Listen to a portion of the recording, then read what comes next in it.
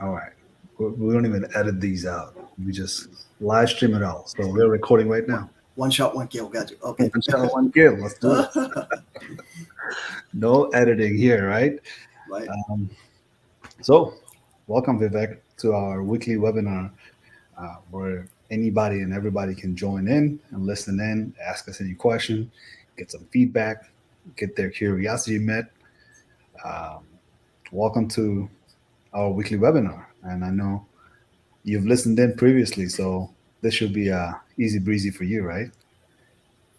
Absolutely. Thanks for having me over. And I've always looking out for those webinars online, right, and different forums and networks because I think it's inevitable in this day and age. Because a lot of content out there, and especially myself, as a lifelong learner, I'm always into listening to different talks and webinars. Yeah, yeah, For the same reasons.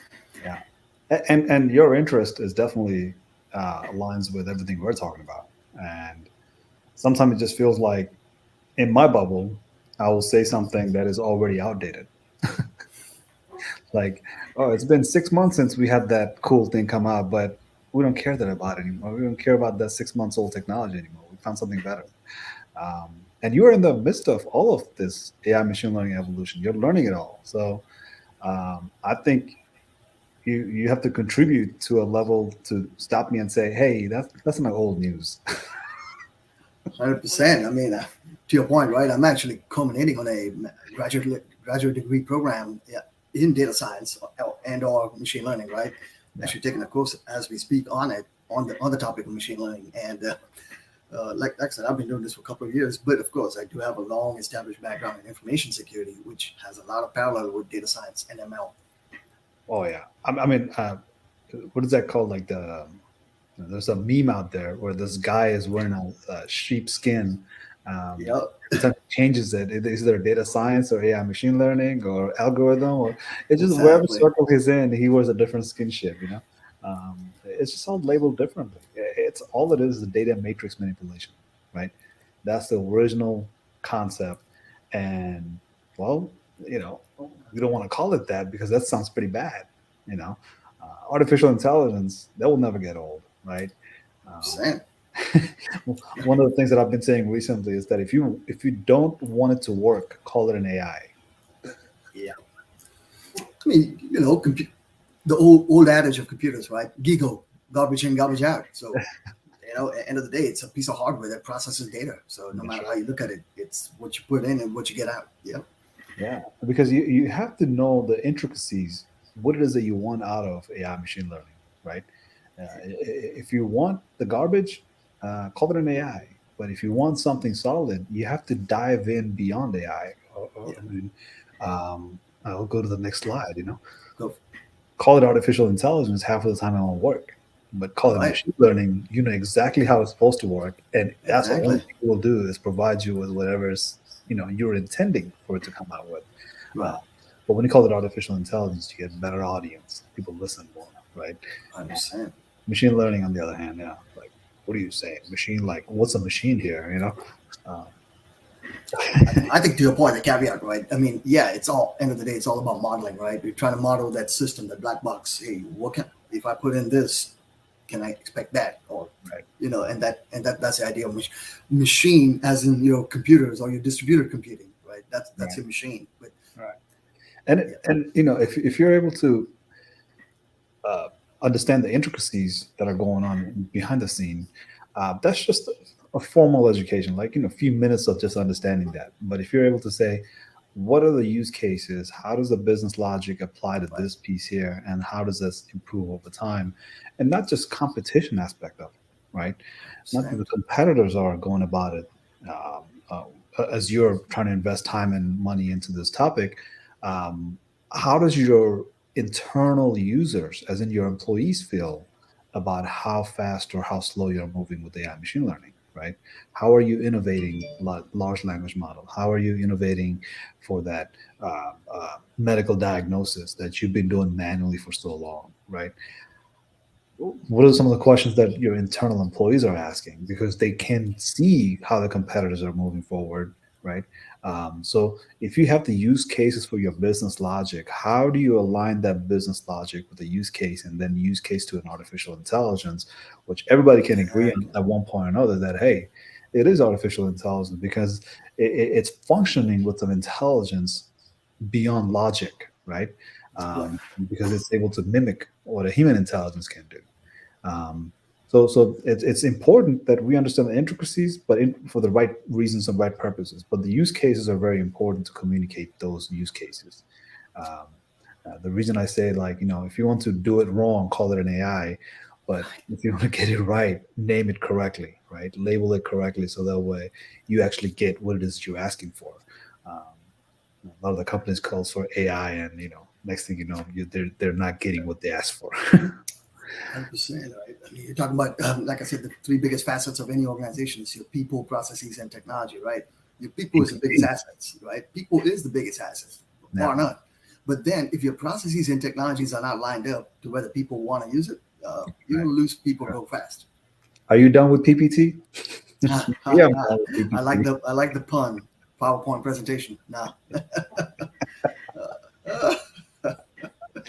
that Um, so I think the reason we are in this webinar today is because uh, Ian Bremmer put out his TED Talk the other day, has garnered lots of view, and I've been a fan of Ian Bremmer for very early on. I'm a student of conflict resolution, so he's the CEO of Eurasia group, where he's pretty much focused on Russia and Ukraine way before anybody was focused on Russia and Ukraine. That's an important piece. But what he discussed on this topic, this TED Talk, is that my favorite topic always has been like nature versus nurture, right? Which one comes in? Like, how do you understand that from legal frame of work? What's nature and what's nurture, and what impacts a person to do crime, and what impacts a society when it comes to nature versus nurture? What's society's responsibility in nurturing a person from not committing crimes, right? So had a huge discussions around this topic. But the other day, as I'm watching him talking on the TED Talk, he goes into the fact that yeah, it used to be nature and nurture, but now it's algorithm. And that I said, wow, we need to say that more often because that's beautiful, right? Nature, nurture, and then you got algorithms. Because what used to help people grow up is nature and nurture. Now people will grow up through algorithms. And if we don't know that the algorithm is what's growing us up, like raising us and helping us to develop our mentality, right? It's a dangerous equation that we don't want to go down that path, right? right. We want to be able to say, yeah, I'm more like a nature versus nurtured, but do I know that I'm being nurtured and being complying to a algorithm, right? you know, Are you sticking by the rules? Actually, it's funny you say that. It's kind of interesting because it's the same analogy, right? When you think security, what's the first thing that comes to my mind? Everybody's mind. Oh, yeah, security. Let's secure the thing. Let's lock the door or whatever it may be, right? In any context. No, it's security should be an enabler for your business objectives, not a not a hindrance. So the same exact analogy. Nature was a nurture. and you can build a castle, but you will never have a fun if you cannot leave that castle, right? Exactly. And you Right. can build a castle only so high that at one point or another you got to stop, right? Or you got to start digging downward and say like, well, this is the best way to defend myself. Well, that defeats the whole purpose of whatever the hell you built that castle for. Nobody goes in and nobody comes out, That's the right? old Trojan horse analogy, right? Yep.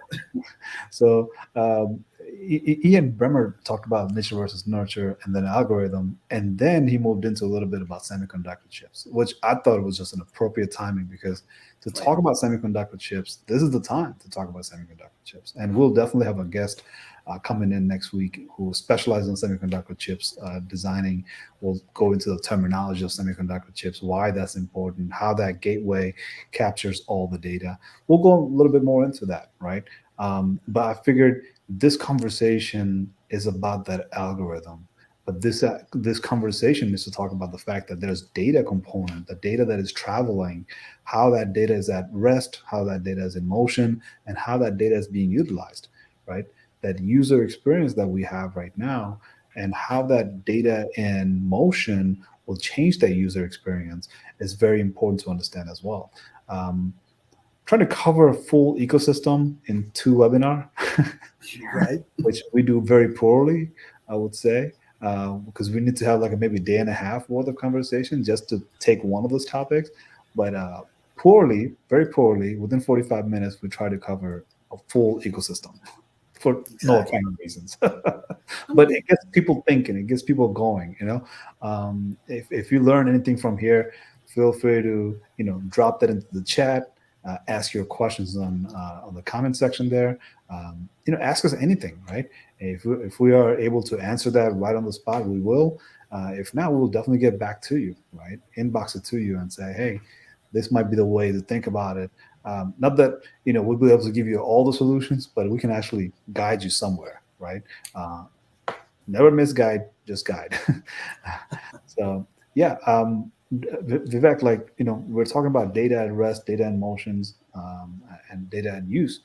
What's your thought on that user experience side of things? Where do you see us going in the future? I know we are about to get into some data topic, but like, let's prep the users. Where are we today, and where do you see us going in the future? Oh, that's a great question, right? And definitely, as you already know, data is exploding, right? I think the acronym is the 5 V's, right? Velocity, veracity, volume. I forget the other two top of my head, but there is 5 different dimensions of data. In the sense, it's increasing. I mean, look at your IoTs, right? You got devices all over connected to the internet, right? And everything that's touching the internet is a data source, right? And a data consumer. So inevitably, you're going to have a lot of data, and the cloud. At some point, it may not be sufficient, so to speak. You may need a bunch of clouds. Oh, If you can put the S after a cloud, right? Because the cloud itself doesn't have a sort of like a dimension, if you will, right? yeah, yeah. It's I think what happens after the cloud fills up. You go to the atmosphere, exactly. and you have I seven get. layers of atmosphere. I like the way you said that. That's right. I mean, there's But we no. don't have enough cloud to hold those data. Let's move into the atmosphere, actually. Yep. So I just went through like 3 slides here where we're just showing like the concentration of all the data centers around the country. And if you Exactly. just Heat focus map. into this part, why do we have a lot in Virginia is a good question to ask. Like why is Virginia so hot with all the data centers being utilized there? I want the listeners to start thinking about it from the perspective of data in motion, right? The Correct. data in motion is what allows you to have the user experience, that data in use, the user experience. Because data at rest is just a data at rest, but data in motion creates that user experience at the end device, right? So wherever that data is traveling from, at the end when you receive it, how you received and how fast you Yep. received it will qualify you for the good user experience or a bad user experience, right? So here's one of the reasons you have most of the data centers located in the East Coast in Virginia, right? It's because it has lots of population right near it, right? So you can within driving distance, you have majority of the U.S. population living right there, and Virginia just happens to be right in the dead smack middle of it, right? Right. Other part of it, there's lots of power consumption, lots of water consumptions. These data centers are very hungry with everything that you have in your home, but it needs more of that in the data center. So you are sharing lots of your energy and lots of your water usage for those data centers. So that being said, companies like all the ones that you can name, they're big ones. They're all located in Virginia, right? So they're close by, not only just the DC, but where the data is stored and where data is traveling from, right? Um, Pick up and drop off, right? If you pick it up from the data centers and the drop off point is nearby, you're going to have faster access to this data, right? So we talked about DC, so good transition here. Ian Bremmer, he mentioned that the semiconductor chips, the geopolitics of semiconductor chips, and how the semiconductor chips are getting blocked off from being utilized in Chinese manufacturing. They want to bring the manufacturing home, and how do you do that? By having White House come up with Chips Act for America. Excuse me, what am I saying? Chips for America Act. That's Yes. literally what CHIPS is. Chips for America Act. that's how you initiate. That's how you initiate the fact that, well, we've been manufacturing these chips overseas for so long. Now we will manufacture them at home. And the reason not being, right? Reason Right. not being is China. But if you think about it, it is just a logical thing to have all your supply chain Exactly. within few miles of driving, right? So let's Right. say, for example, if you design your semiconductor chips out in Virginia, and you can drive out to Utah to pick it up, right, without traveling the ocean, right, Right. without worrying ports that will allow your ships to come to their ports or not, right? Any taxes that are included into that piece, right? If it's built in Arizona, you just go and pick it up, right? Drive your Prius all the way from Virginia to Arizona if you like, and load it up on back of your truck or back of your Prius. Those are all possibilities, right? But the way it's happening, the supply chain, the first and last mile of that logistics, we Yep. want to be able to capture that, right? Say not only design it in house, and there's less chance of it being stolen for other purposes. We can also manufacture it within a certain range where we are able to go pick that up whenever we need, right? Instead of waiting it for to clear customs, right? Um, so there's a whole lot of activities that are happening, and I want people to be aware of that, right? That CHIPS Act is something that Ian Bremmer mentioned through semiconductor chips piece. But if you think about CHIPS Act, that's super important because that brings the manufacturing back to all 50 states, right? Because if you're manufacturing the chips here, every device that will be manufactured by those chips, for those chips, using those chips, will all center around all the manufacturing that are coming back to the United States, Yep. right? So it's a very important topic that we focus on because this is just not happening in the United States. It's happening all across Europe, all across Asia, where India is picking up their own semiconductor chips business. Germany is trying to ramp up their semiconductor chips business, of course, just like US. There are lots of uh, moving pieces for the semiconductor chips industry, so which you might not see within next few years, but you will definitely see the impact of it in 5 to 10 years because that's how long it takes to ramp up a production of semiconductor chips in any condition, right? Being that even with the right condition, it might take 2 to 3 years, right? In a worse condition, it might take 10. Absolutely. I mean, there's a lot to Parts it. of I mean, the supply chain. there's a lot of. I mean, like you said, you're talking about millions and millions of transistors on a single cell phone. So imagine the amount of effort it takes to put those in and all the bells and whistles. Yeah, it's definitely a huge effort. And like you said, it's more of a strategic plan, right, than a short term operational plan, if you will, right? Uh, Yeah, I think uh, how they're going about it, they're already asking for more money. exactly. 52 billion was like a drop in a bucket, right? And it's 100%. cool, but we need more, right? Because other countries are pursuing it in not only for national interest purposes, but if you control semiconductor chips, you control all the manufacturing, right? Pretty So one of the much. things that we just recently did that Ian Bremmer mentioned is that we banned China from having semiconductor chips produced by our allied nations, right?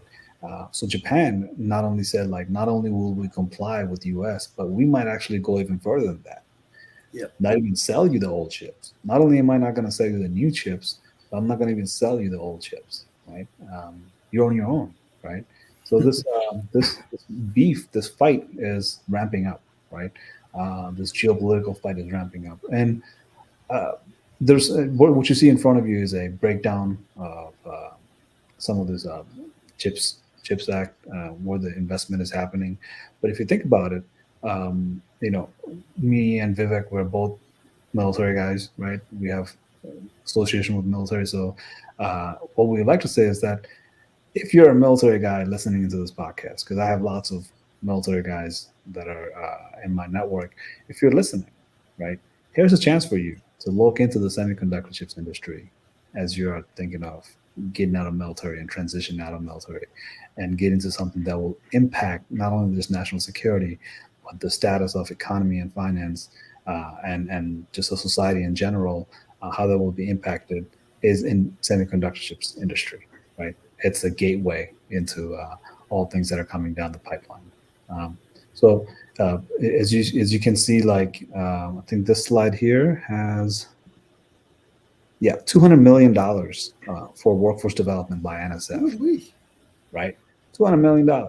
So we got to find out where that $200 million is going, and who's educating the workforce, and how are the workforce learning and applying that knowledge into the development of semiconductor chips.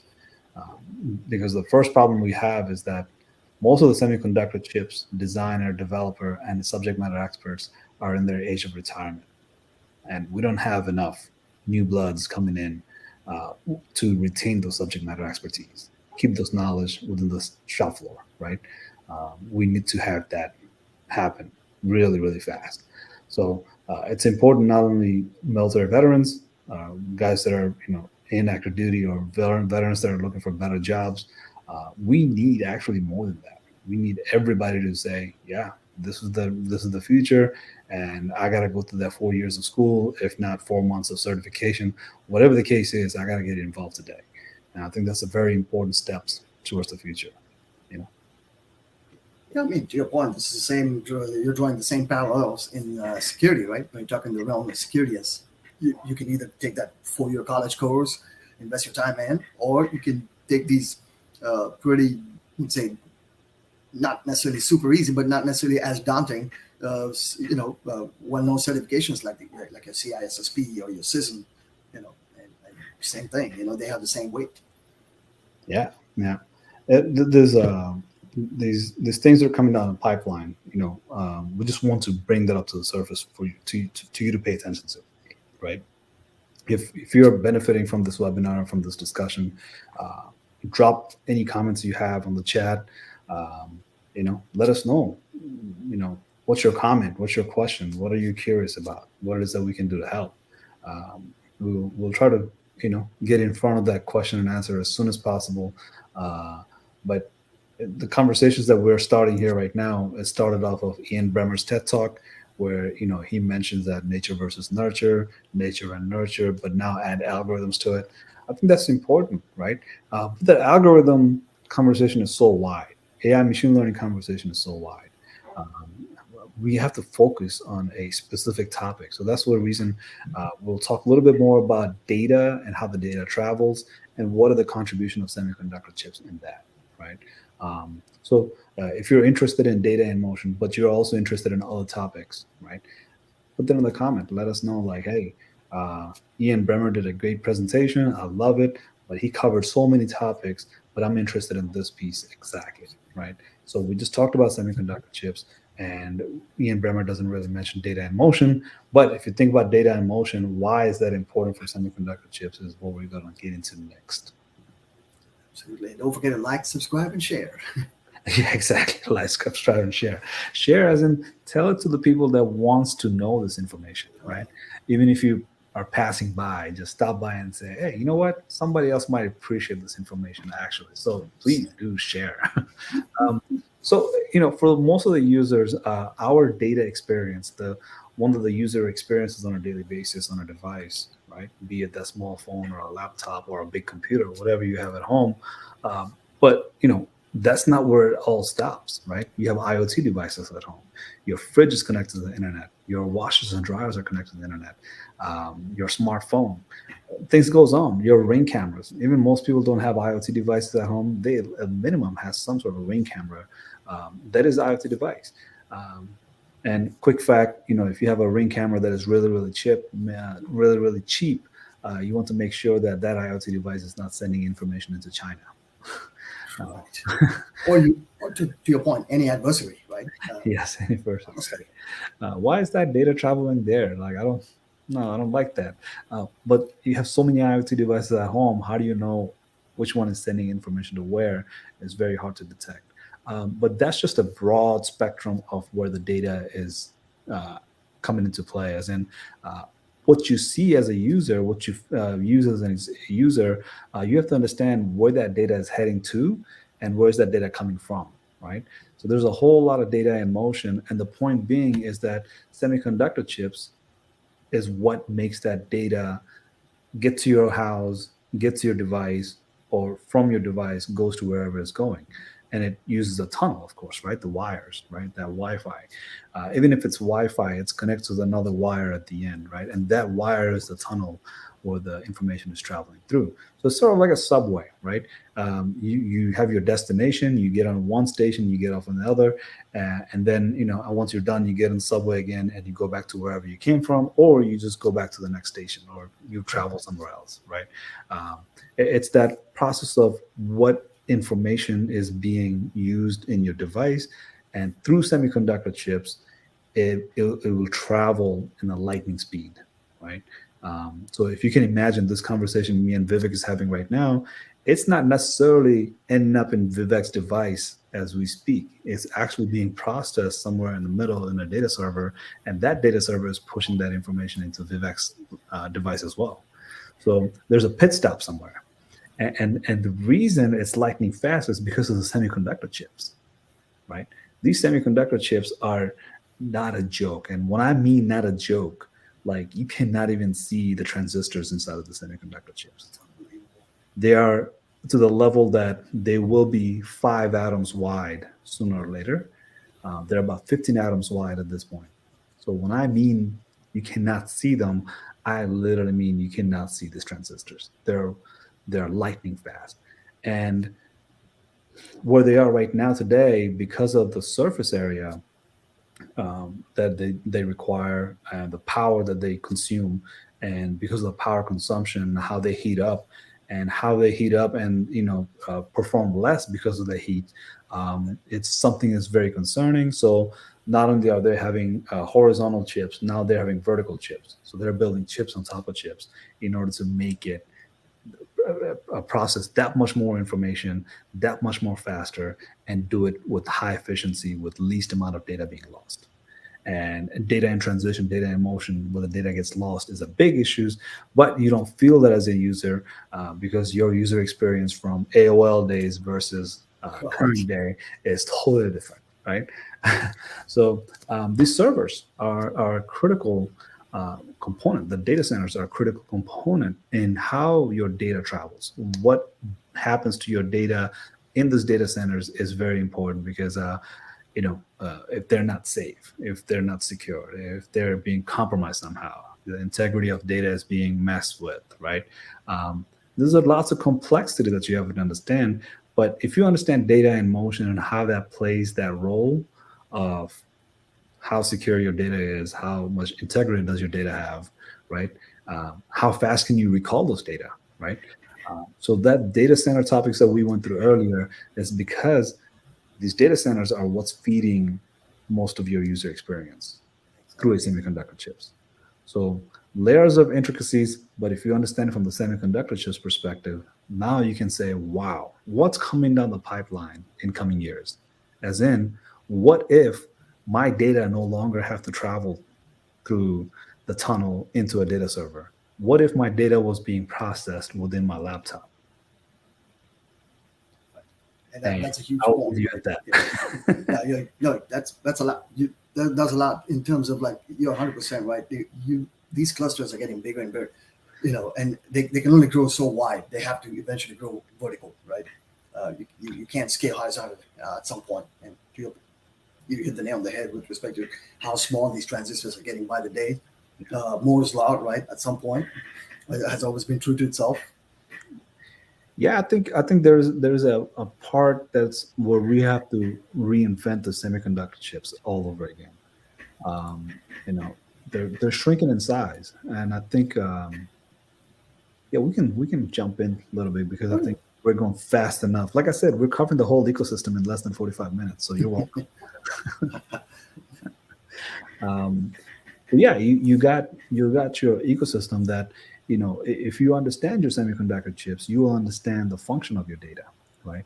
How fast these data are being processed. So one of the things that I mentioned earlier is that if you are able to do AI machine learning within a device, and your data is no longer traveling, having to worry about that data in motion, type of services that you will get in coming years from these semiconductor chips. By the way, it could be a digital or an analog type of chips, which It's something you want to look it up and find out how they work. But these analog chips that are coming into the market right now to help with these digital chips to function and properly produce data and have those data have high accuracy and most confidence is something that you have to start thinking about. What you're designing today might not require data in motion traveling all the way to, say, data center in Virginia, right?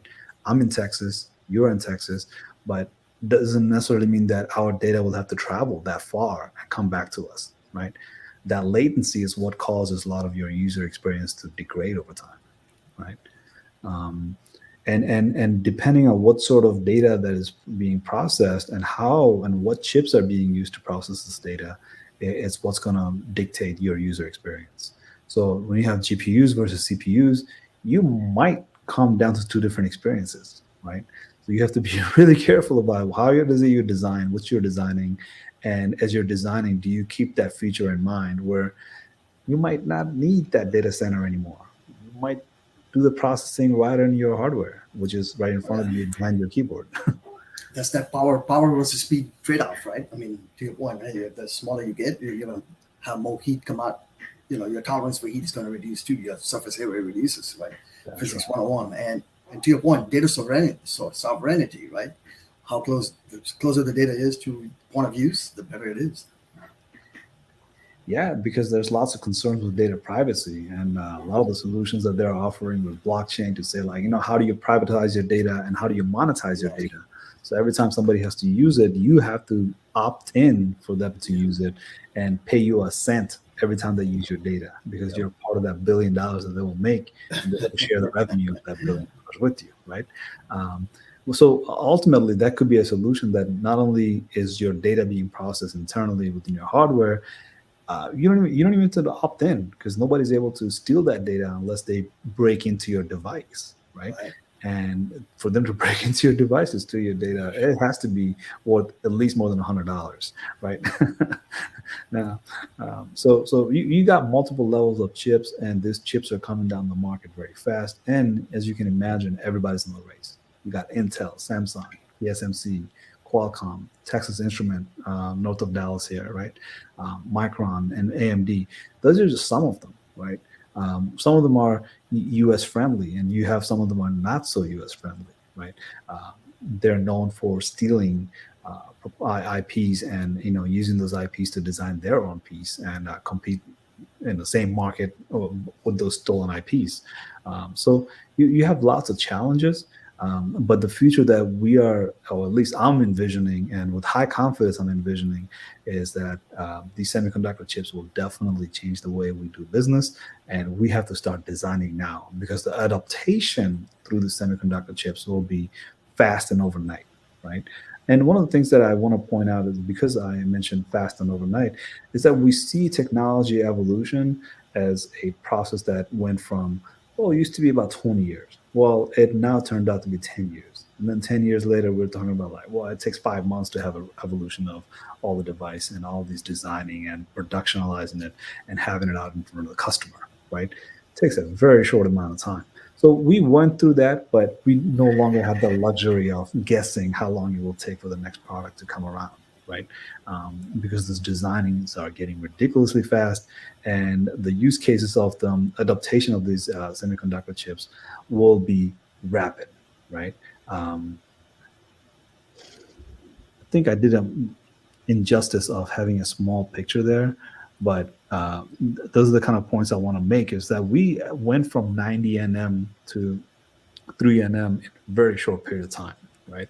Um, Actually, that bandwidth of the gate after 30 nm doesn't even make sense. Exactly. At that point, after 30 nm, we were counting atoms, right? But right now, we're down to 3 nm, and 3 nm is what Apple is using for their devices, right? So the evolution of these semiconductor chips and how fast they'll be adopted and utilized, it's always a race, and we have no way of telling, is it 24 hours or 24 days that these artificial intelligence like capabilities will come into the market and actually start taking over a product that we thought was to be really cool. And I'm looking at ChatGPT, for example, right? We're like, oh, that was cool. I had to type in stuff. That's whack. Now I talk into it, right? Yeah. What's a keyboard? I don't even know what that keyboard is, right? So these kind of capabilities that are coming down the pipeline, I think we have to really focus and understand that where our data is, how this data will travel, and how the data will process is super important to understand. And to keep up with the industry, I think is a failed cause. Like you cannot keep up with the industry, you only can keep up with your customers. And what your Right. customer needs is what you have to give them. Absolutely. I mean, and to your point, right? I mean, the supply chain is going to play a big effect in how this is all going to materialize itself, right? And the idea being that, hey, if that meat goes wrong in the shelf, you want to pull it back as soon as possible. Same deal here. You want to stop the book from going in the wrong direction real quick. Otherwise, it's a lot. And this is another topic coming in the future. It took place near you. Social engineering. The bad guys after your data. Yeah, it's like I always hear is knocking on my neighbor's door. When is it my turn, right? Right, exactly. Because I'm very afraid of social engineering, right? Because you just don't know when you fall for it because it's so real. It's happening in real time. So just the other day, I was looking at an email. It took me definitely more than 10 minutes to say that's not real. Oh yeah. They had my name. They had every font in the email correct, except for their A's. Oh my. Oh yeah, except for their A's, which I had to Google search. I had to figure out through like all the websites to say like, okay, how do I find out how fake this email is? And it turned out that it was so real. It came down to a point of everything being right, except for the way they typed the A. Yeah, I'm here. Okay.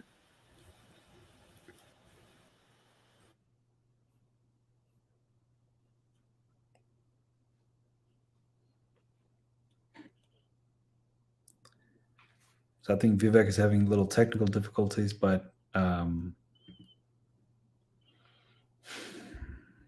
if anybody has any questions or comments, feel free to drop it in the chat. We're in our end point of covering the whole ecosystem of semiconductor chips, data in motion, Ian Bremmer, White House chip stack, and everything in the sun and between the earth. Excuse me. Yeah, I just had a side call I had to put down. Nothing too crazy. It's all good, man. All good. So, Right. That's what I think we're in the end stage here, right? Just wanted to, reemphasize what we talked about, right? Why we're talking about this, because we might not have all the coverage of all the topics, but we want to be able to get started, right? We want to be able to start asking the questions, because if you ask all the questions, you will not get all the answers. But if you ask the right question, you might get close to the answer that you need, where you can take action, right? Some information is just knowledge. If you don't do anything with it, it's just knowledge. But if you ask the right question and you start taking actions, I think that's far more important that you ask those type of questions than just any question, right? And this is my way of understanding how to ask the right question. What are the hardwares? Where are the software? And what's the data? If I can understand those three breakdown, I think it leads me in the right path. And first question I always ask is the hardware. Right. What can I do without the hardware, right? What can be hardware agnostic, right?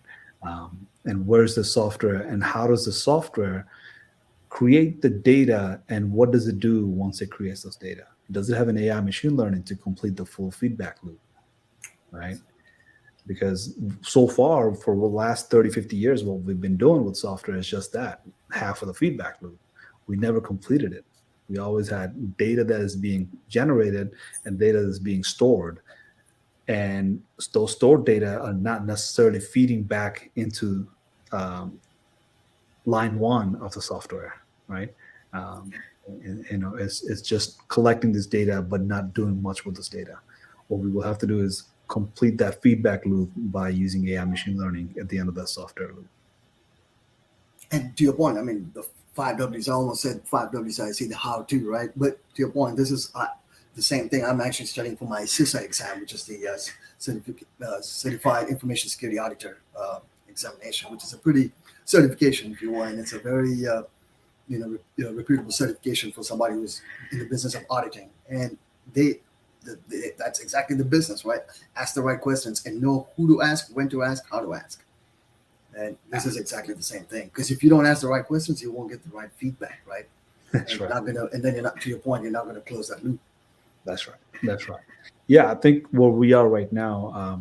Look, this is the end part of the conversation, so I think at this point everybody's sleeping already. Nobody's really paying attention. So let's just put it out in the, live webinar that, hey, look, everything you have developed as a software for the last 30 years, I can guarantee 99% of them will have to be redesigned, redeveloped, and redeployed for the AI machine learning purposes. And if you can challenge me on that, please do, because I need to have my bubbles bursted, right? Because because so far it hasn't, right? Because I believe any software that you have developed and there's a competition for that software and somebody else has the software that has AI machine learning built into it or has the capability of AI machine learning for all sorts of purposes, your software is going to get left behind. So any software that you have developed, including federal government and the state level governments, any software that you have developed, anything that you're utilizing right now will have to be redesigned and redeployed. There's no other way around it. It's actually interesting you said that. Actually, just today I was talking to a fellow colleague of mine, and he was talking about ML DevOps or ML Ops, right? Which is kind of interesting to your point, right? Because it's the same thing. You, like you said, legacy systems are not going to last. I mean, if not already, out of the door, and whatever fuse there definitely have to revamp because you have to catch up with the pace of data ingestion and processing. This new level of engagements that we're going to have, a lot of people fear that there will be a lot of job losses. Well, job losses will be real, but the job creation for specific purposes of AI machine learning is going to be as real as well. And those are going to be high-paying jobs, and those are going to be military-friendly jobs. Those are going to be veteran-friendly jobs. So if you're a military active duty, and if you're a military veteran trying to upskill or reskill, whatever the case is, get on it. Get on it like you're an E1 learning this stuff all over again with high curiosity, with high disciplines, right? You think you're an E6, you're an E7, you're slacking. No, go back to the E1 level. You got to get started on this. And I'm saying all this thinking that nobody's listening to this webinar at this point. No, I mean, to your point, and it is interesting that you say that, right? Because like you said, there's also fast track programs. So again, it doesn't have to be that 4-year college degree. If you want to balance your life, you can still take these 6-month courses. They're all over the place. Coursera, Udemy, Fed VTE. If you're into the government space, right? There's a lot of opportunities to get that fast track certifications, just as well in information and cybersecurity. By the way, more to come on that topic. Oh yeah, more to come on that topic, because me and Vivek, we're gonna start doing podcasts where we will cover security and security plus certification exam and cover that in detail, so that was entertaining for everybody listening in, right? So that way you're not just learning this topic on your own. You have people like us who went through the certification program. We want to be able to help you with some entertainment. You learn at the same time, right? And we break this down in a way that is digestible. But I think I want to point out one thing that it's demystifying, right? Let's demystify some things here. Because we talk about certifications, we look at the topic in a broad spectrum, thinking that all we do is security. Well, that doesn't necessarily have to be what the reason you're doing Security Plus or the reason you're doing AI/ML. You always have to find the passion that you're more in line with whatever that security or whatever that AI machine learning or whatever that data work is, right? So it could be that you are good at auditing, right? You're not necessarily somebody who would like to implement or integrate a device or integrate a MLOps or DevOps to your process. You don't care about a project, but you do really care about auditing that project, right? How do you sniff out and critique somebody else's work is your passion. That's what you got to do. You can become an auditor, but all things requires a pass for you to go through the gate, which is that, do you have the Security Plus certification? Do you have some AI/ML knowledge? Do you have some data knowledge? All these topics, and look, they could be overwhelming, just like we did right now in the ecosystem. We went through multiple topics, but they all have layers and layers of intricacies in them, right? Not necessarily that you have to know all of this and master them all. You just have to have the certification to go through the door to do things that you like to do. And I can tell you, auditing is very slim career path, right? Because if you're auditing at a broad level, you can capture a whole lot of clients. But if you're auditing for purposes of like AI machine learning, think about that. All the development that will happen in the coming years, you will have no shortages of work for the years to come, right? And you will have Security Plus certification that will help you. You have that CISSP done, that will help you, right? Everything you have done so far, that AI ML tweak, you just got to turn that into AI ML, uh, work, right? Instead of saying, I just do security. Well, I do security for MLOps. I do security for AI machine learning purposes. I do security and auditing for AI, MLOps project management, right? So I think that transition to AI machine learning is something that I'm very passionate about. So if you're thinking about reskilling and upskilling, reach out. Let me know. Let me know. I'll get you in touch with Vivek, and Vivek will get you in touch with somebody else. We're the type of guys that knows all the other guys. No, it's a small world, right? To your point, and you're definitely in the right realm, right? Like you said, you're into security. I myself, well, AI and machine learning as well, right? So we both have that domain knowledge and in fact, a wide area of domains, right? To your point, and all that experience. But at the same time, like you were saying, this technology is going to keep changing, and those certifications, all they do is validate your knowledge and experience in the field. And you don't have to have you can still have your managerial certifications. That's why you have the CISSPs and the systems or the systems, because you don't have to be the guy, like you said, implementing the stuff, but you need to know how to ask the right questions and understand the jargon and have those conversations with the executives. Absolutely. So this webinar, we do it every week. So be on the lookout for the next webinar, which is going to be with Robert Quinn. And Robert Quinn is going to come in and talk amazingly about the semiconductor chips, because that's all we're going to talk about is semiconductor chips in the next week's webinar. And we're looking forward to Vivek to come back and do a webinar specifically on security. Because some webinars we pick a wide topic just to get people's interest in the other topics. So far we have done property technology topics, we've done finance topic, we've done education, AI, machine learning topics, right? So every week we'll pick a topic. Today's topic was pretty broad, just to talk about that Ian Bremmer's TED Talk, which I highly encourage anybody listening, check it out, give it 15 minutes of your time. It's really worth listening what's coming down the pipeline with all the geopolitics and all the things that are happening around the globe and what's happening with algorithm, right? It's very important. So give this a try. Thanks for listening. Anybody who so far hasn't fallen asleep yet, and leave us a comment and let us know what you think about the episode. And looking forward to having you guys on the next one. I was going to say, how can you fall asleep in such an interesting conversation between two enlightening people? But at the same time, Ian Bremmer's initiative, right? I think it's going to be called S pretty soon. But once again, thank you again on behalf of, I'll say for myself, I looking forward to presenting more of these on different topics. Absolutely.